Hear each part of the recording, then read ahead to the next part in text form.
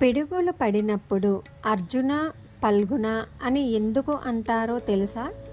దీని వెనుక మహాభారత గాథ ఉంది. అజ్ఞాతవాసాన్ని ముగించిన అర్జునుడు ఆయుధాల కోసం ఉత్తరుడిని శమీ వృక్షం దగ్గరకు తీసుకొస్తాడు.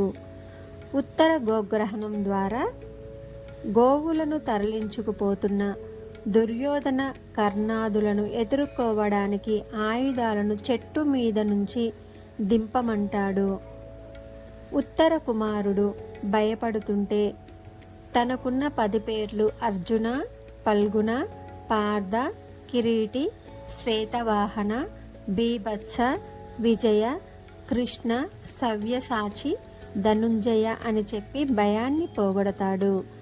అప్పట్నుంచి ఎలాంటి భయం కలిగినా అర్జున పల్గున అని తలుచుకోవడం మొదలైంది.